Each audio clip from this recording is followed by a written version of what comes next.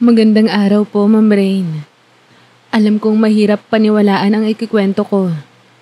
At siguro kung ako mismo ang makakarinig nito mula sa iba, malamang tatawanan ko lang. Pero ganito pala talaga pag ikaw na mismo ang nakaranas. Hindi mo na lang basta itatanggi. Hindi mo na rin basta makakalimutan. Ako si Leia. 29 ako noong mangyari ito. Pero ngayon, lampas 30 na ako. Tahimik na ang buhay ko ngayon. Malayo sa kabihasnan. Ako na mismo ang lumayo. Pero bago pa ako napunta rito, isa rin akong tulad ninyo. May asawa, may bahay, may pangarap. Simple lang. Tahimik din pero sa ibang paraan. Noong mga panahong yon, nakatara kami ni Anton sa isang baryo sa may bundok-bundok ng Quezon. Magsasaka ang asawa ko. At ako naman, kung hindi naglalabada ay nagtatanim din ng gulay. Malayo kami sa syudad. Pero sanay ako sa ganoong klaseng buhay. Tahimik, maaliwalas ang hangin, at maaga pa lang ay mahimbing na sa tulog ang mga tao. Pero yung katahimikan minsan, hindi ibig sabihin ay payapa ka. Simula nang medyo lumamig ang relasyon namin ni Anton, unti-unti ko ring naramdaman ang paglayo ko. Parang wala na akong ganang humawak sa kanya. Yung dating lambing niya, napalitan ng katahimikan. Hindi kami nag-aaway pero halos hindi na rin kami nagkakausap. Tuwing gabi nauuna siyang matulog. Ako naman, gising pa rin. Nakatitig sa kisame, nagtatanong sa sarili kung ito na ba talaga ang buhay ko. Hanggang isang gabi, hindi na talaga ako makatulog. Uminom ako ng malamig na tubig tapos napagdesisyonan ko na maligo sa poso sa likod ng bahay. Madalas ko naman tong ginagawa. Walang ilaw pero sanay na ako sa dilim. Yung mga kuliglig, yung pagaspas ng dahon, ang lamig ng tubig sa balat, pamilyar na pamilyar sa akin. Pero nang gabing yon, may kakaibang lamig. Hindi yung lamig na galing sa hangin. Iba. Para bang may nakatingin sa akin habang dumadalo yung tubig sa katawan ko. Hindi ako naghubad ng damit pero basa na ako mula ulo hanggang paa. At habang sinasabon ko yung braso ko, bigla akong natigilan. Parang may dumaan sa likod ko. Isang aninong mabilis. Tahimik pero nararamdaman ko ang presensya. Anton? Bulong ko. Wala. Tahimik. Pero tumayo ang balahibo ko. Tumingin ako sa likuran. Wala naman akong nakita. Pero sa sulok ng mata ko, parang may mata na nanonood. Bigla akong kinabahan. Kaya nagbanlaw na ako agad at bumalik sa loob ng bahay.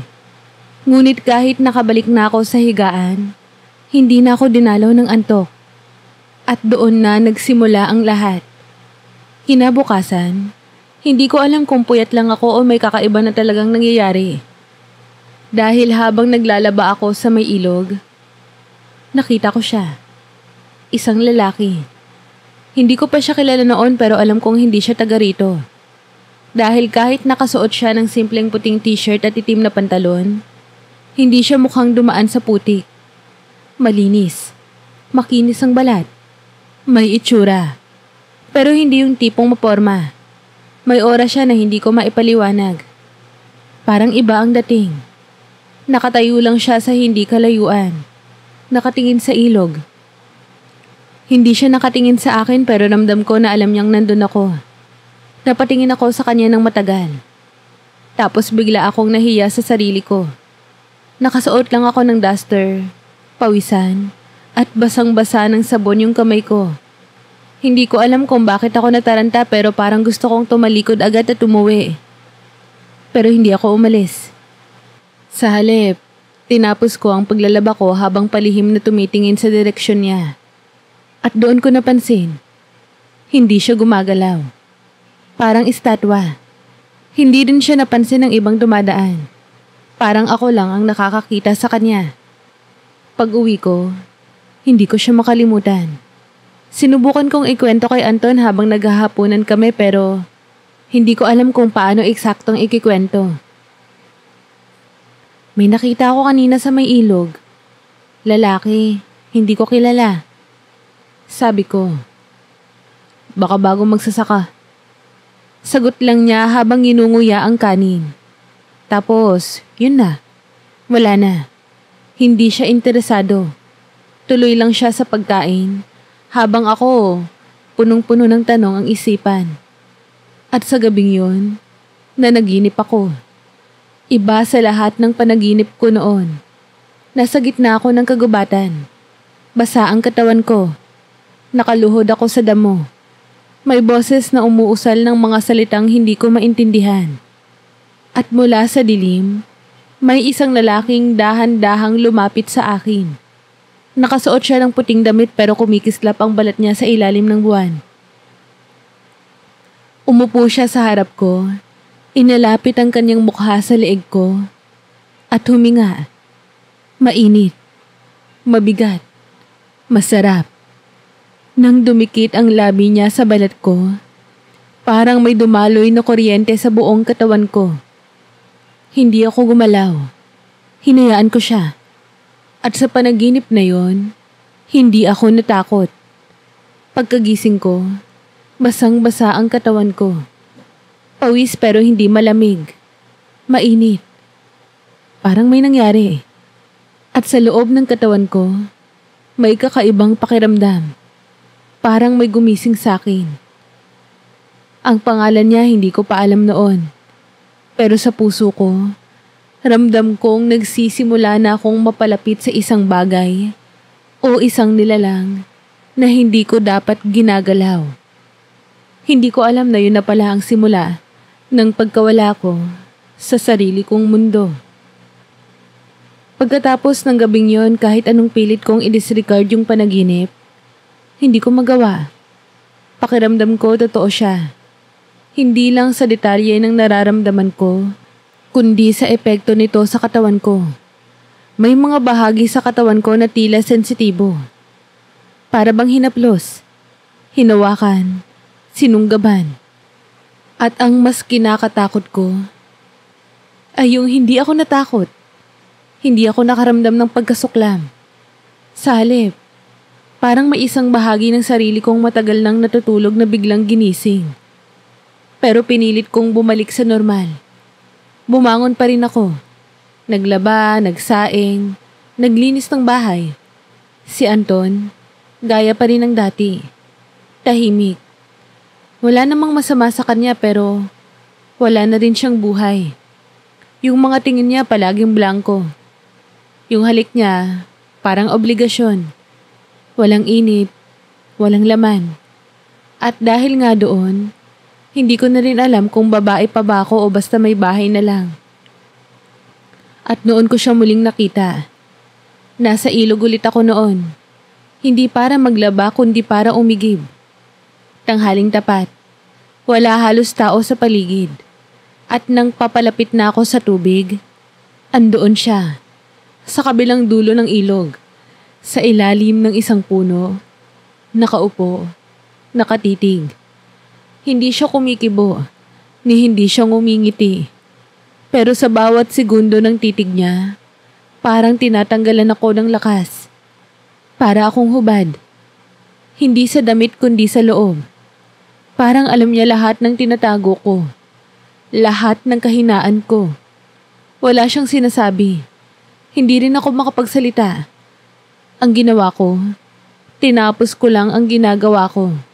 Pero sa bawat pagbuhos ko ng tubig sa balde, nararamdaman ko ang bigat ng tingin niya. Hindi siya tao. Ramdam ko na. Kinausap ko ang sarili ko habang papauwi. Baka namamalikmata ka lang, Leia. Baka dahil sa panaginip, kaya ngayon kahit sinong lalaki sa paligid ay iniisip mong siya yun. Pero ilang araw ang lumipas at paulit-ulit ko siyang nakikita. Sa likod ng mga puno, sa may damuhan, minsan akala ko may anino lang. Pero minsan, mismong mata niya ang tumatama sa akin. Diretso, mapait, mainit, at kakaiba. Walang lumalapit pero nararamdaman ko ang presensya niya. Isang gabi, habang nag-iigib ulit ako, may narinig akong tunog. Kaluskos sa dahon pero mabagal. Parang may taong humahakbang ng marahan. Tumigil ako. Kinabahan. Humigpit ang hawak ko sa timba. Paglingon ko, andoon siya, sa kabilang gilid ng halamanan. Hindi ko siya nakita agad pero nang tumama ang buwan sa mukha niya, nakita ko ang itsura niya ng buo. Matangkad, siguro mga 6 na talampakan. Makinis ang kutis, pero hindi maputi. Parang balat ng hinaluan ng ginto. Matangos ang ilong, matalim ang mata, pero hindi na nanakot. Parang nang-aanyaya. Hindi siya nagsalita agad. Pero nang magsalita siya, dahan-dahan, kalmado, at mababa ang boses niya. Magandang gabi. Parang sumabog ang dibdib ko. Hindi lang dahil sa kaba, kundi sa halong takot at pagkalito. Sino ka? Yun lang ang nasabi ko. Ngumiti siya. Hindi nakakatakot. Pero may tinatagong yabang sa pagkakangiti niya.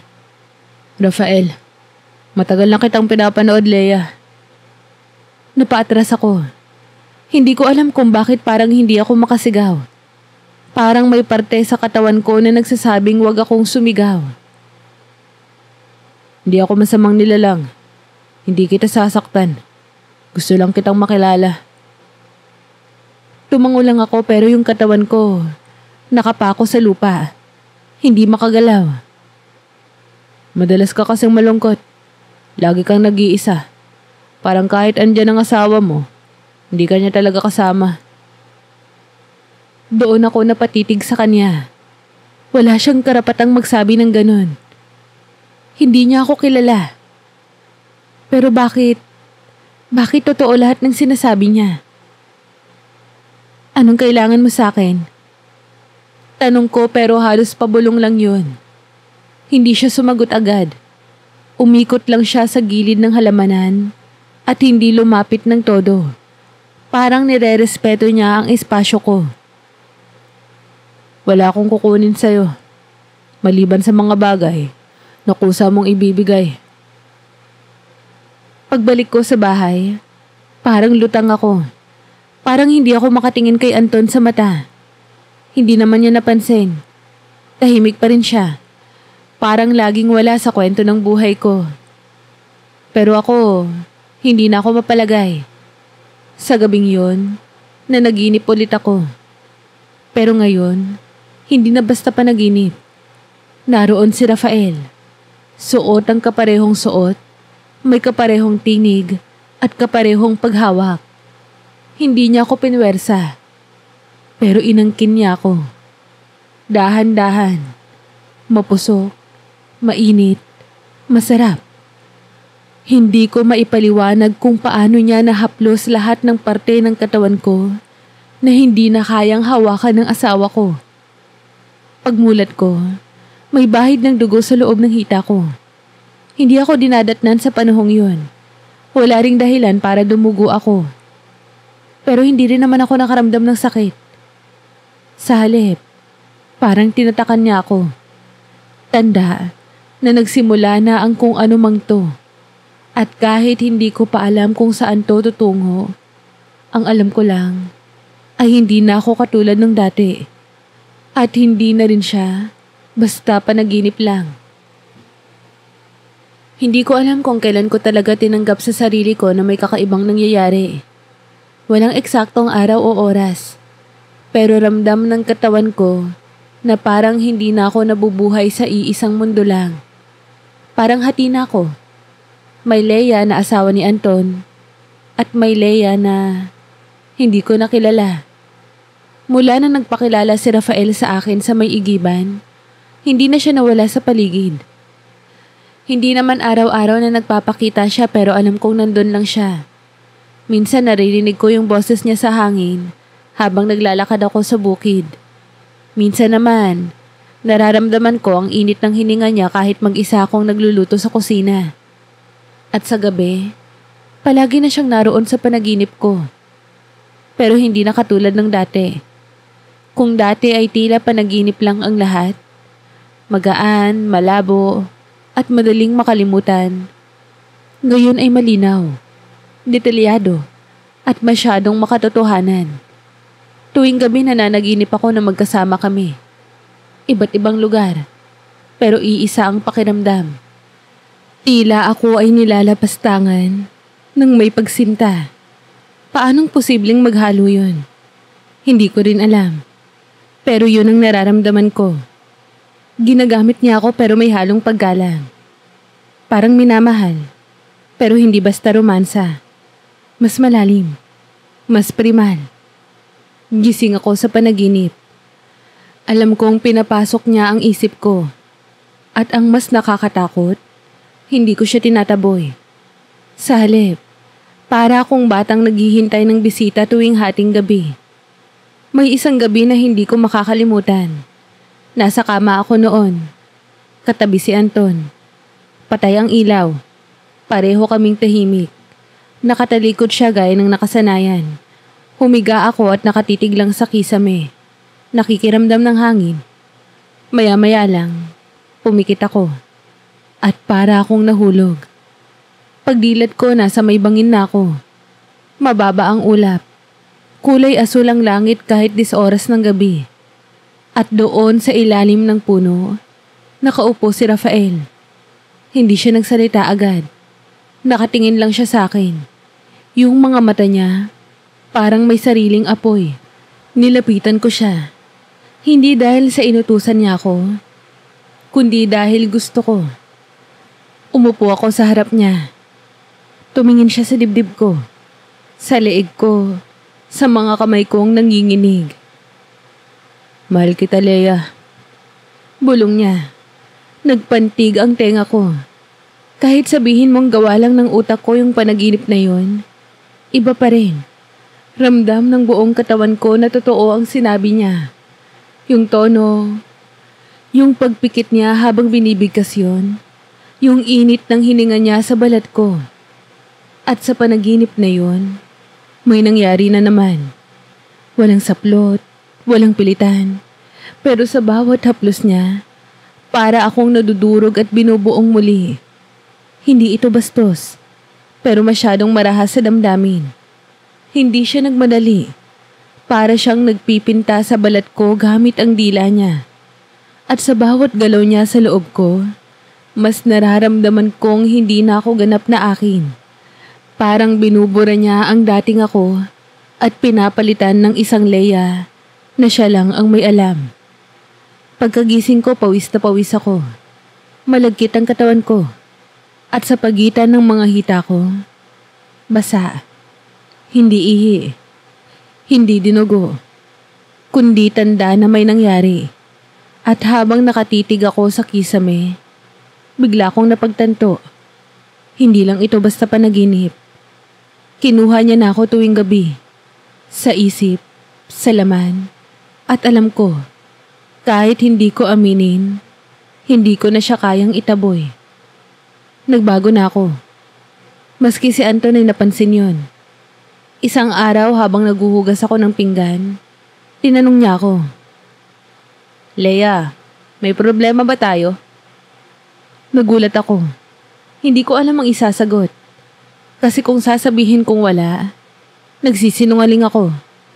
Pero kung aaminin kong may kakaibang nilalang na bumibisita sa akin tuwing gabi para anakan ang kaluluwa ko, baka akalain niyang nasisiraan ako ng bait. Ngumiti lang ako. Wala naman. Medyo napupuyat lang siguro ako. Tumango lang siya. Pero ramdam ko sa mga mata niya na parang gusto niyang maniwala. Pero hindi niya kayang ipilit. At sa loob-loob ko, alam kong kahit sabihin ko pa ang totoo, hindi niya rin maiintindihan. Dahil paano mo nga ba ipapaliwanag yon? Paano mo ipapaliwanag na tuwing kasama mo ang asawa mo, parang wala ka. Pero tuwing kasama mo ang nilalang na hindi mo dapat minamahal, doon ka nagkakaroon ng buhay. Minsan tinanong ko si Rafael sa loob ng panaginip. Ano ba talaga ako sa'yo? Nakahiga ako noon sa damuhan. Nakapatong siya sa dibdib ko. Yung buhok niya ay humahaplos sa leeg ko. Mainit ang katawan niya. Parang laging may apoy sa ilalim ng balat. Ngumiti siya. Ikaw ang pinili ko. Bakit ako? Hindi naman ako espesyal. May asawa ko. Wala akong lahing engkanto. Nilapit niya ang labi niya sa tenga ko. Kasi ikaw lang ang humihiling habang umiiyak. Lahat sila humihiling lang. Pero ikaw, gusto mong mawala. Nanahimik ako. Tama siya. Ilang taon na ba akong gustong tumakas sa sarili kong buhay? Pero walang lakas ng loob. Ilang gabi na ba akong umiiyak sa sarili kong unan?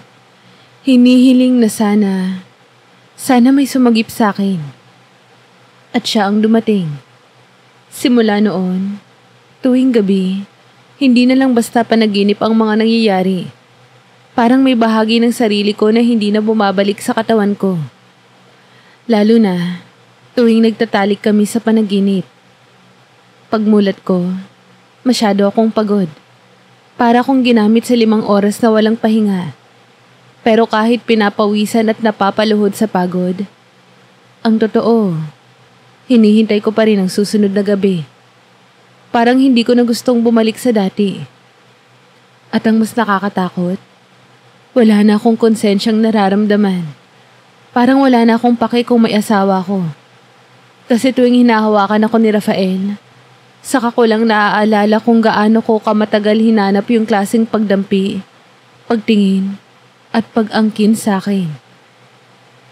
Noong una, iniisip ko pa rin na baka panaginip lang talaga lahat. Na baka ako lang to. Pagod, malungkot, at nauulol na sa kakaisip ng lahat ng kulang sa buhay ko. Pero habang tumatagal, lalong lumalalim ang hukay na tinatapakan ko. Hanggang sa isang gabi, napagtanto kong hindi na lang siya basta panaginip. Nagsimula sa simpleng uhaw. Bandang 2:00 yata yun ng madaling araw. Bumangon ako para uminom ng tubig. Tahimik sa paligid. Yung tipong naririnig mo pati lagaslas ng dahon sa bintana. Paglabas ko ng kwarto, si Anton, tulog na tulog pa rin. Nakatalikod gaya ng dati. Nang binuksan ko ang ilaw sa kusina, natigilan ako. Hindi ilaw ang una kong napansin, kundi presensya. Parang may tao sa loob ng bahay. Pero hindi ako natakot. Sa halip, may mainit na kuryenteng dumaan sa batok ko. Mula sa sulok ng paningin ko, nakita ko siyang nakaupo sa bangkito. Si Rafael. Malinaw. Buo. Nakasuot siya ng puting damit pero tila basa. Ang buhok niyang mahaba ay nakalaylay sa balikat at ang mga mata niya, yung titig niyang hindi mo maiiwasan. Hindi ako makapagsalita. Hindi rin siya nagsalita. Tumingin lang siya sa akin. Sa kamarahan akong tinuro sa dibdib. Para bang inaanyayahan niya akong lumapit. Tumayo ako. Hindi ko na naisip si Anton. Hindi ko na naisip kung normal ba tong nangyayari. Ang tanging alam ko lang, parang hinihila ng katawan ko ang sarili ko papunta sa kanya. Paglapit ko sa kanya, dahan-dahan niya akong hinawakan sa bewang. Mainit ang palad niya. Tila may apoy na humihinga sa ilalim ng balat niya. Sa isang iglap, nilapit niya ang labi niya sa liig ko at doon ko na naramdaman ang simula ng isang bagay na hindi ko na mababawi. Gusto mo ako. Wala akong pinilit. Bulong niya. Hindi ako nakasagot. Umiling ako. Pero yung katawan ko, huminga pabalik. Hindi ako tumanggi. Hindi ako lumayo. Hindi ako sumigaw. Hinila niya ako papalapit sa kandungan niya. Umupo ako roon. Nakaharap sa kanya. Ramdam ko agad ang paninigas niya sa ilalim ng katawan ko. Nagsimulang bumilis ang hininga ko. Hawak niya ang bewang ko. Yung kamay niya, dumadapo sa gilid ng dibdib ko, sa tiyan, Sa hita. Dahan-dahan. Parang hinuhulma niya ang katawan ko gamit lang ang init ng mga daliri niya. Wala kang utang sa asawa mo, hindi mo na kayang mahalin. Sabi niya habang dinidilaan ang leeg ko. Ako lang ang nakadarama sa mga sigaw mo tuwing gabi. At doon, bumigay ako. Hindi ko na maalala kung ilang minuto kaming nagtagal sa kusina. Basta ang alam ko, nagising akong nakahiga sa luma naming papag sa may likod ng bahay. Hubad, basa ng pawis, at may pulang marka sa mga hita at dibdib ko. Hindi yun sakit, kundi paalala. Parang pirma ng isang nilalang na nagsasabing, "Akin ka." Pagpasok ko sa kusina, si Anton ay tulog pa rin. Walang narinig, walang napansin. At sa loob-loob ko, kinilabutan ako sa katotohanang hinayaan ako ni Rafael na bumalik. Hindi niya ako kinulong. Hindi niya ako kinarga. Hindi niya ako pinilit. Pero buong gabi, ginamit niya ako sa paraang hindi kailanman nagawa ng asawa ko. At ang mas nakakaloko, nagustuhan ko yun. Doon na nagsimula ang pagkakasala ko. Hindi sa isip, kundi sa laman. Araw-araw parang bitin ako. Kahit pa mahapdi ang katawan ko, parang may parte sa akin na gustong maulit. Kapag naliligo ako, naaalala ko yung init ng dila niya sa balat ko. Kapag nagsasampay ako ng damit, naaalala ko yung pagkakabig ng kamay niya sa batok ko habang kinakain niya ako ng buo. Hindi ko na kayang itanggi. Hinahanap-hanap ko siya. At parang may pader na tumayo sa pagitan namin ni Anton. Kapag hahawakan niya ako, umiilag ako. Kapag sinusubukan niyang lumapit, para akong nanlalamig. Parang katawan ko na mismo ang nagsasabing hindi ka na dapat ang nandito. Isang gabi, nagtanong siya. May ginagawa ba akong mali? Bulong niya habang nakahiga kami. Nakatalikod ako pero ramdam ko ang pangungusap niyang halos pabulong lang. Hindi ako nakasagot. Hindi ko alam kung sasabihin ko ba ang totoo. Na may nilalang na hindi niya maipapaliwanag. Pero tinuruan akong maging babae ulit. Na hindi ko na siya kailangan. Na kahit hindi ako pinilit, kusa akong sumuko. Hindi ako nagsalita. Hanggang sa tumalikod na rin siya. At mula noon, lalong lumalim ang pagitan naming dalawa. Tuwing gabi parang nililipat ang kaluluwa ko. Hindi ko na siya lagi nakikita nang gising ako. Pero sa panaginip, palaging nandoon si Rafael. Minsan nasa damuhan kami. Minsan sa loob ng kuweba. Minsan sa ilalim ng ulan. Pero laging pareho ang nararamdaman ko. Ginugutom niya ako sa sarap at kasabay nun ay pinupuno. Dahan-dahan niya akong ginagawang ibang tao.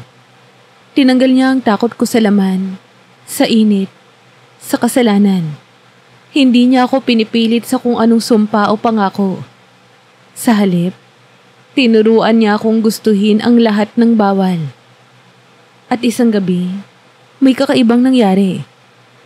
Sa halip na dalhin niya ako sa damuhan, gubat, bangin, nagising ako sa isang lugar na hindi ko pa nakita. Isang lumang kubo. Amoy damo, amoy ulan. At nandoon siya. Nakaupo sa papag, nakahubad. Lalaki siya, oo. Pero sa anyo niya, alam mong hindi siya basta tao. Ang balat niya ay kumikislap sa liwanag ng apoy. Ang mata niya ay kulay ginto. Hindi mo na kailangang bumalik kung ayaw mo na. Napatingin ako sa kanya. Parang biglang nabingi sa sinabi niya. Anong ibig mong sabihin? Tumayo siya, nilapitan ako, at marahan akong hinaplos sa pisngi. Pwede kang manatili. Sa akin. Hindi ko pipilitin pero kung babalik ka sa kanya, mawawala ako. At doon, napagtanto ko Binibigyan niya ako ng pagpipilian. Sa unang pagkakataon, hindi ito panaginip. Hindi ako bumangon mula sa kama at naligo na lang sa guni-guni. Alam kong gising ako. Ramdam ko ang bigat ng katawan ko, ang kirot sa balakang ko, at ang pagkabog ng dibdib ko. Lahat yon, totoo.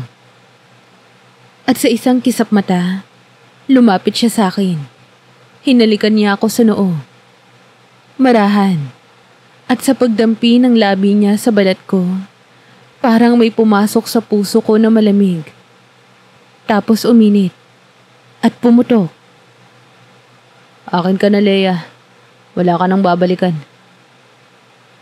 Parang binasag niya yung manipis na harang sa utak ko na dati ay tinatawag kong katwiran. At alam kong huli na ang lahat. Bumalik ako sa kubo araw-araw. O gabi-gabi. Hindi ko talaga alam ang takbo ng oras doon. Ang alam ko, hindi na ako lumilitaw sa kama namin ni Anton. Sa tuwing bubuksan ko ang mata ko, nasa kagubatan na ako. Sa kubo, sa piling ni Rafael. Hindi siya makwento. Hindi siya katulad ng mga lalaking kilala ko. Hindi niya ako sinusuyo. Hindi pa bibo. Tahimik siya pero bawat kilos niya, sinisiguradong hindi ko siya makakalimutan. Sa bawat haplos niya, parang may tinatanggal siyang parte sa akin na dati ay akin. Unti-unti niya akong binubura at sa halip, pinapalitan niya ng panibago. Isang Leia na hindi natakot, hindi na guilty, hindi na pagod. Ang Leia na gusto niya. Ang Leia na kaya niyang angkinin. Isang gabi habang nakahiga ako sa dibdib niya, tinanong ko siya, "Pwede ba akong bumalik? Kahit isang gabi lang?" Hindi siya agad sumagot. Tumingin siya sa akin. Yung mga mata niya, tila walang hangganan. "Bakit mo gustong bumalik?" Umiling ako. Hindi ko rin alam. Gusto ko lang makita kung may babalikan pa ba talaga ako. Tumango siya. Tumayo. Naglakad papunta sa pintuan ng kubo. Binuksan niya yon. At sa labas, hindi kagubatan ng bumungad, kundi daan pa uwi. Sa baryo. Sa bahay namin. Tumayo ako. Walang saplot sa paa pero hindi ko na inalintana. Sa unang pagkakataon mula sa hindi ko na matandaan kung kailan, nakalakad ako pa uwi. Hindi ko alam kung paano yun naging posible. Pero hindi na ako nagtaka. Basta alam ko, binigyan niya ako ng pagkakataong bumalik. Pagkadating ko sa bahay, parang napako ako sa kinatatayuan ko. May ibang babae sa loob. Nakapambahay. May hawak na tabo.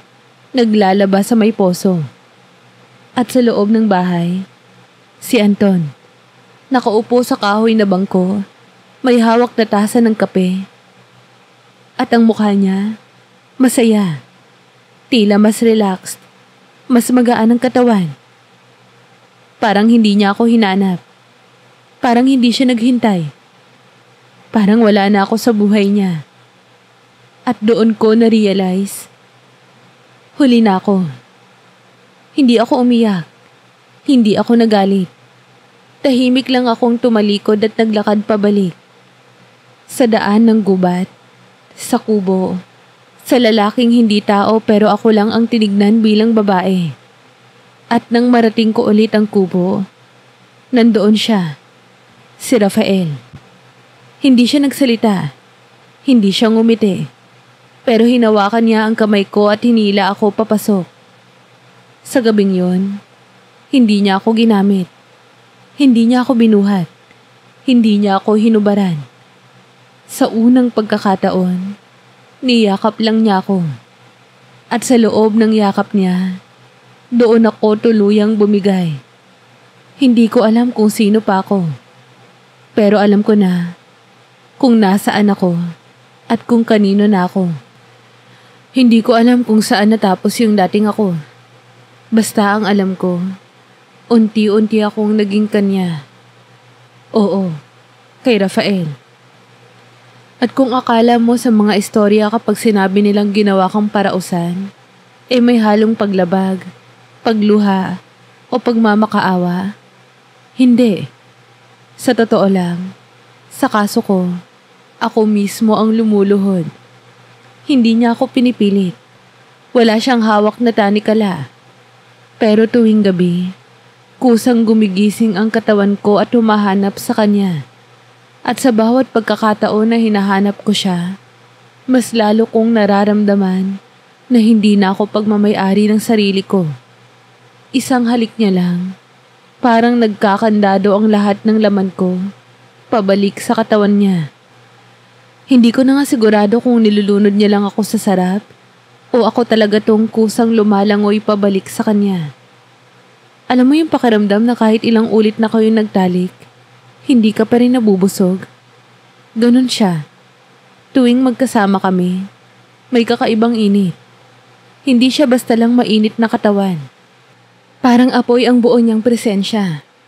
Pag hinawakan niya ako sa batok, para akong iniiwang walang hininga.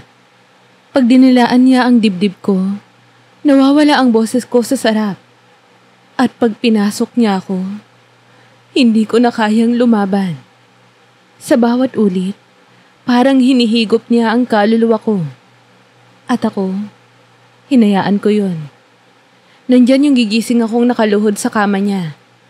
Oo, parang alay. Nakanganga ako, hawak niya yung ulo ko habang ibinabao niya ang sarili niya sa bibig ko. Pero kahit ilang beses pa niya akong angkinin ng paulit-ulit, kahit ilang beses pa niya akong pasabugin sa bawat sulok ng katawan ko, hindi siya nauubusan ng init. At mas nakakabaliw, ako yung laging nauunang bumigay. Nung una, iniisip ko pa ring masama to. Iniisip ko pa rin kung niloloko lang ba ako ng utak ko o kung nababaliw na talaga ako. Pero alam mo kung anong totoo? Gusto ko. Oo, gusto ko siya. Gusto ko ang ginagawa niya sa akin. Gusto ko kung paanong parang laging bagong karanasan ang bawat gabi. Gusto ko kung paanong hindi niya ako hinahalikan ng basta-basta, kundi kinakain. Gusto ko kung paanong wala siyang awa sa katawan ko habang binabayo ako. Pero sa pagitan ng bawat ulos niya, tinatawag pa rin niya ako sa pangalan ko. Isang gabi, tinanong ko siya habang nakahiga ako sa dibdib niya. Basang-basa ng pawis, ang hita ko nanginginig pa. Parausan mo lang ba talaga ako? Hindi siya agad sumagot. Pinaglaruan niya muna ang buhok ko sa daliri niya. Tapos sa kanya ako tinignan. Yung titig na para bang binabasa niya ang buong pagkatao ko. Hindi kita ginamit kung ikaw mismo ang humiling. At kung parausan kita, bakit ikaw ang lagi kong hinahanap tuwing gabi? Hindi ko alam kung dapat ba akong matuwa o masaktan doon. Pero ang totoo, ni isa sa mga salita niya ay hindi ko pinagdudahan. Dahil kahit anong gawin ko, kahit ilang beses kong sabihing aalis na ako, katawan ko na mismo ang bumabalik sa kanya. Dumaan ang mga gabi at araw na parang isa na lang. Hindi ko na alam kung anong petsa na. Hindi ko na rin namalayan kung ilang buwan na akong hindi bumabalik sa tunay kong buhay.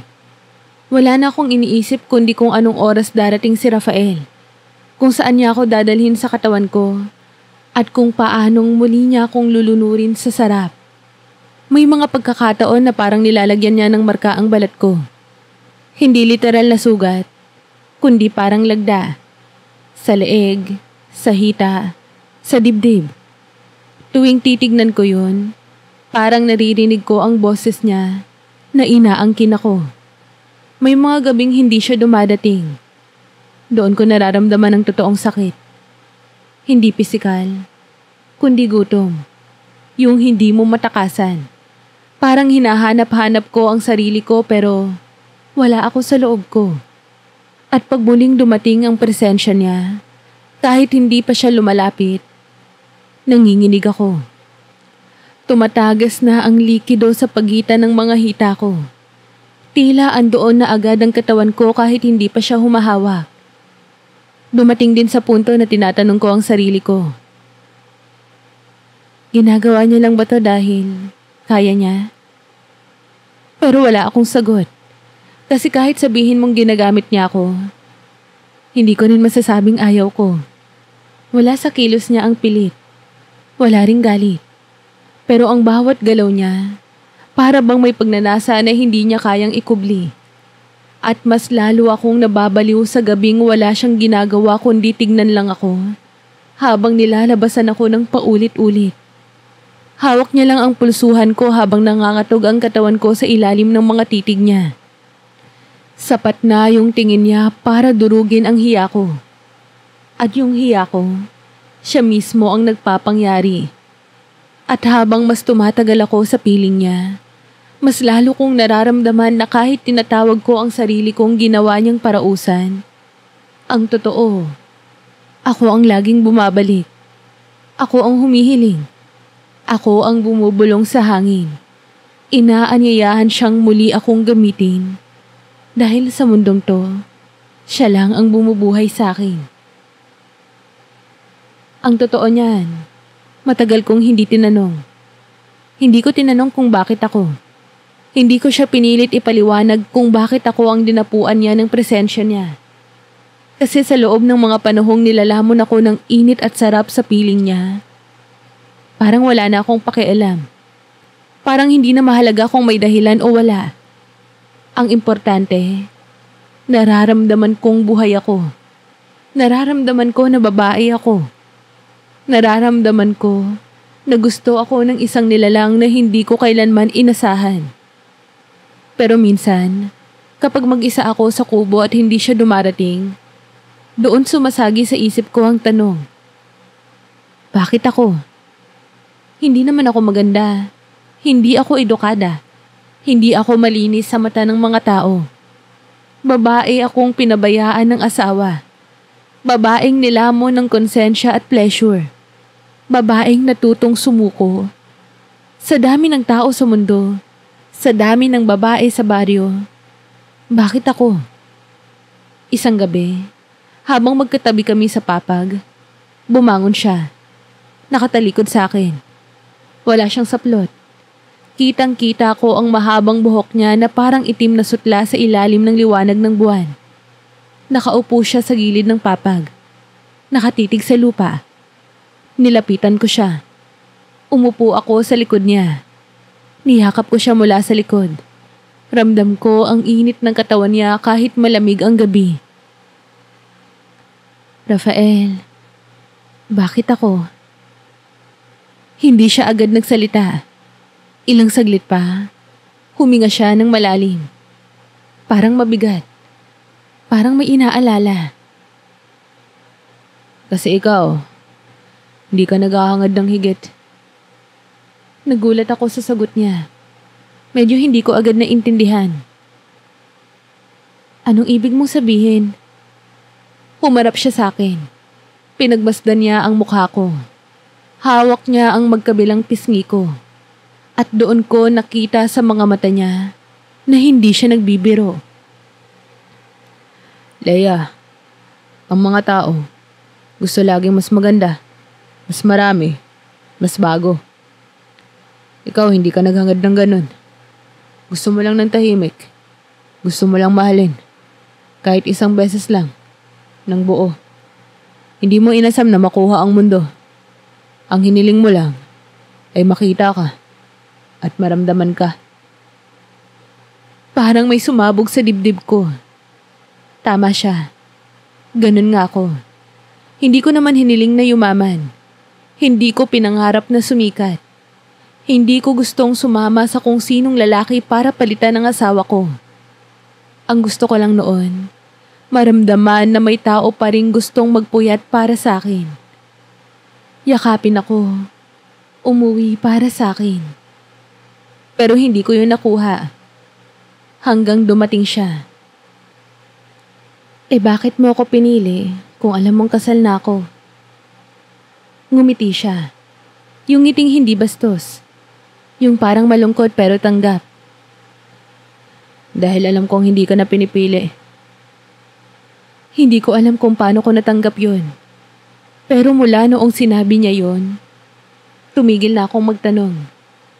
Hindi dahil malinaw na sa akin ang lahat, kundi dahil doon ko na naintindihan na hindi lahat ng pag-ibig ay kailangan ng pahintulot. Minsan, dumarating ang mga taong hindi mo hinihingi. At kahit mali, kahit bawal, kahit imposible, hindi mo sila maitataboy. Dahil sila lang ang tanging dumampi sa bahaging hindi na hinipo ng mundo. May mga gabi ring inaalala niya kung paano niya raw ako unang nakita. Di mo ba napansin, Leia? Lagi kang umiiyak kapag natutulog ang asawa mo. Napatingin ako sa kanya. Paano mo? Naririnig kita. Tulad ng naririnig ng hangin ng buntong hininga ng mga dahon. Matagal na kitang nararamdaman. Laging pareho ang dasal mo. Sana may dumating. Napapikit ako. Ang sakit nun. Kasi totoo. May mga gabing nakatalikod ako kay Anton. Umiiyak habang iniipit ang iyak sa unan para hindi niya marinig. Gusto kong yakapin niya ako. Gusto kong pansinin niya ako. Pero hindi. Hindi niya ako napansin. Hanggang sa makakatulog na lang ako na may butas sa puso. Hanggang dumating si Rafael. Sa sumunod na mga gabi, kahit hindi kami nagtatalik, mas lalo akong naging alipin sa kanya. Yung mga sandaling tinititigan niya lang ako habang natutulog, habang naglalakad ako sa tabi ng ilog, habang naliligo sa batis, ramdam ko na hindi lang katawan ang tinitignan niya. Parang binabasa niya ako. At doon ako natutong umiyak habang nakangiti. Dahil kahit ginawa niya akong alipin ng laman, ginawa rin niya akong Diyosa sa mata niya. Rafael, wala ka na bang ibang minahal bukod sa akin? Umiling siya.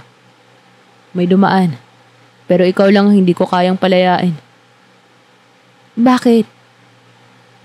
Kasi ikaw lang ang hindi nagsumamo. At doon ko napagtanto, hindi lang pala ako ang nahulog sa kanya. Hindi lang pala ako ang alipin sa pagitan naming dalawa. Dahil sa bawat tingin niya, sa bawat halik niya, sa bawat yakap niya habang nanginginig pa ako sa ilalim niya, may parte sa kanya na parang takot din. Takot na mawala ako. Takot na hindi ko siya piliin. At sa sandaling yon, habang magkahawak ang mga kamay namin sa ilalim ng liwanag ng buwan, naisip kong baka nga hindi lang ako ang sinakop niya. Baka siya rin, sinakop na ng pagnanasa at damdamin niya para sa akin. Hindi naman ako agad nagdesisyon. Hindi rin ako nagising isang araw at sinabing, "O sige na, dito na ako. Sa kanya na ako." Walang ganon. Ang pagpili ko kay Rafael ay nangyari hindi sa isang iglap, kundi sa mga maliliit na sandali. Yung mga tingin ko sa mata niya habang nilalabasan ako, yung mga gabi na wala siyang ginawa kundi yakapin lang ako hanggang antukin ako, yung mga umagang hindi ko na kayang maalala kung anong araw na. Hanggang sa bigla ko nalang napansin, wala na akong gustong balikan. At ang mas masakit, wala na ring naghahanap sa akin. Isang araw sinubukan ko ulit na bumalik. Hindi para mangialam. Hindi rin para gumawa ng eksena. Gusto ko lang malaman ulit kung nandun pa ba talaga ang Leia na iniwan ko. Dumaan ako sa baryo. Wala nang bumabati sa akin. Wala na ring nakakakilala. Yung bahay namin ni Anton, pinalitan na ng ibang pintura. May nakasampay na uniform ng babae sa harap. Mukhang seryoso na talaga siya sa bago niya. Masipag, maayos, tahimik, at mas mukhang magaan ang buhay niya. Walang galit sa dibdib ko. Wala rin akong selos. Pero habang pinagmamasdan ko sila mula sa hindi kalayuan, doon ko naramdaman, tapos na ako ron. Wala na akong lugar sa mundong iniwan ko.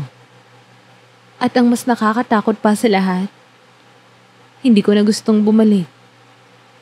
Pagbalik ko sa kagubatan, hindi ko alam kung anong mukha ang ipapakita ko kay Rafael.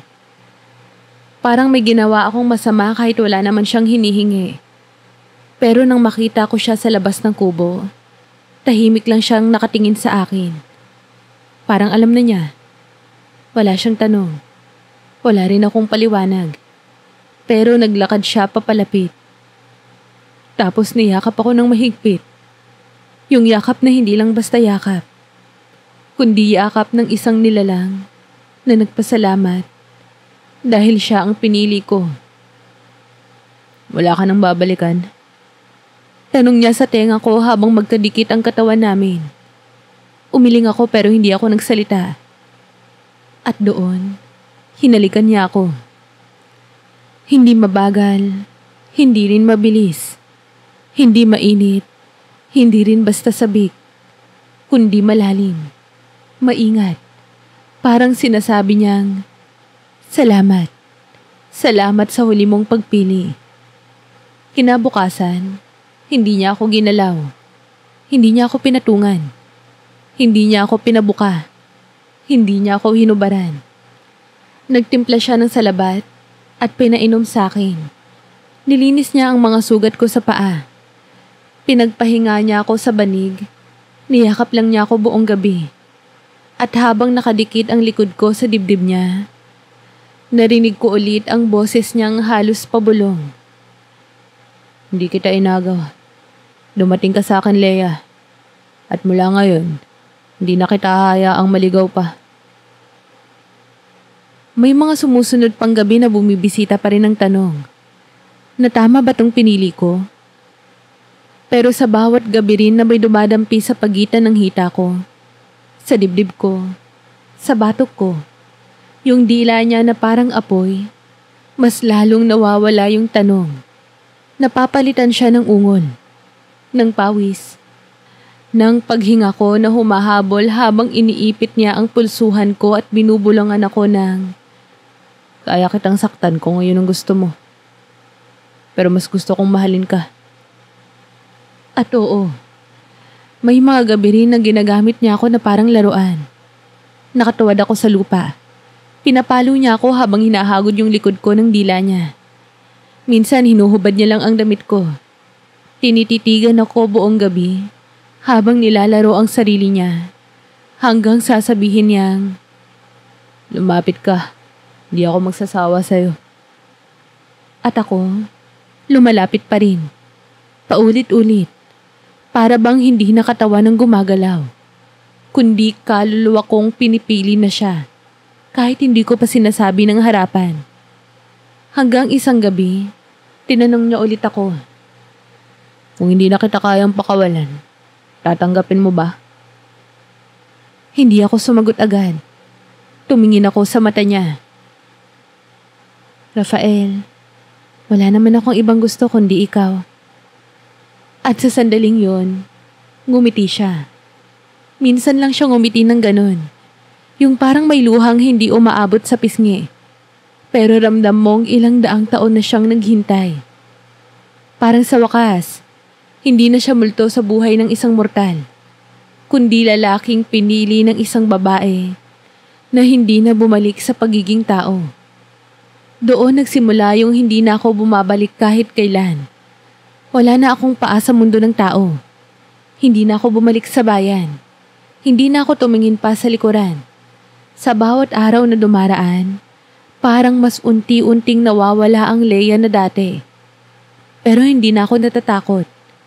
Kasi kapalit ng lahat ng yun, ang pag-ibig na hindi hiningi, hindi inasahan, pero minahal ko ng buo. Bumibilis ang panahon kapag wala ka ng hinahanap. At sa buhay ko ngayon, hindi na ako naghahanap ng kahit ano. Hindi na ako naghahangad ng pamilya, o ng bahay na may maayos na bubong, o ng lalaking magpapakape sa umaga. Wala na rin akong pangarap na bumalik sa baryo, o malaman kung may anak ba si Anton sa bago niyang kasama, o kung iniisip pa ba niya ako minsan. Kasi ako, hindi ko na siya naiisip. At hindi dahil masama akong tao, kundi dahil minsan may mga desisyong hindi mo na kailangan pang ipaliwanag kahit kanino. At ako, pinili ko na yung buhay ko. Dito sa piling ng nilalang na sa kabila ng lahat, minahal ako sa paraang hindi kailanman naibigay ng mundong kinalakhan ko. 5 taon na rin pala ang lumipas.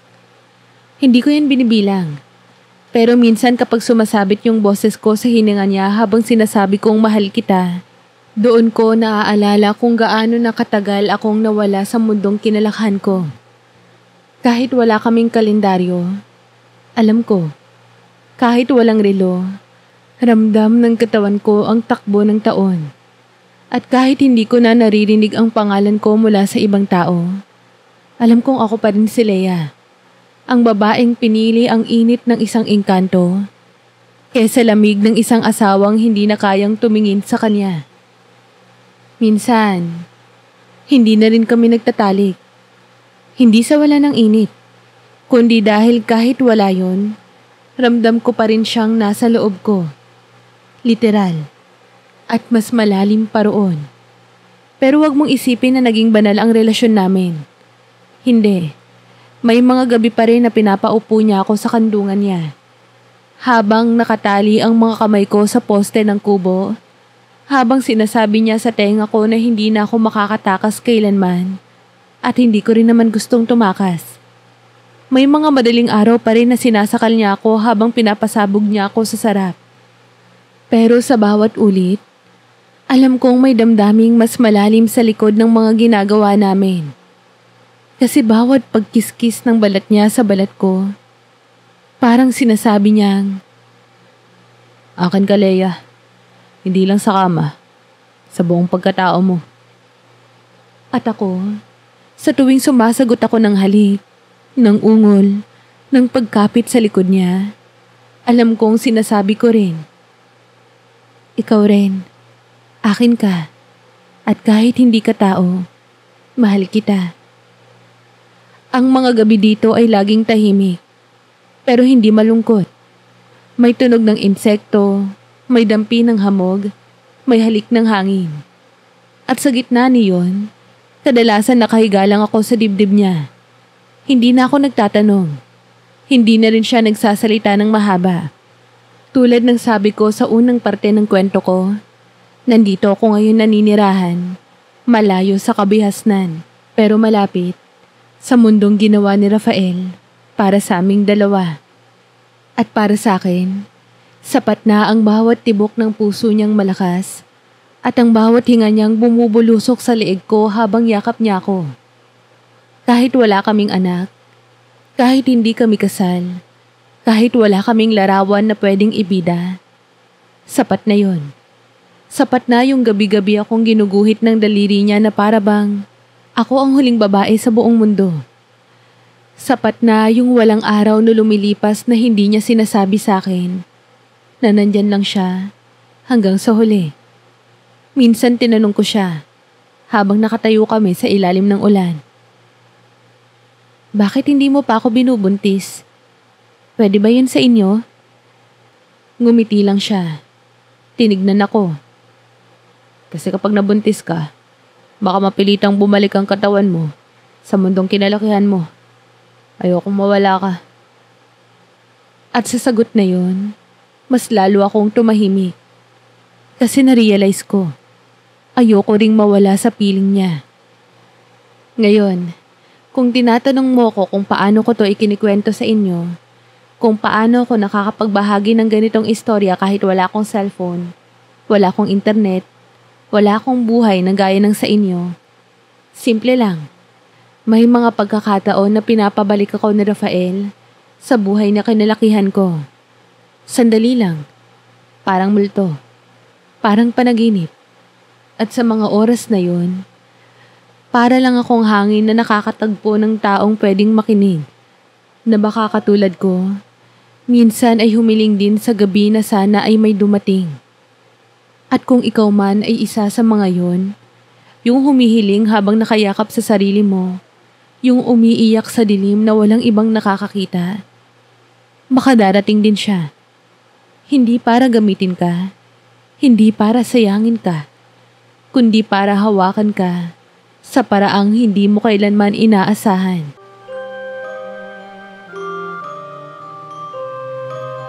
Kamusta po kayo?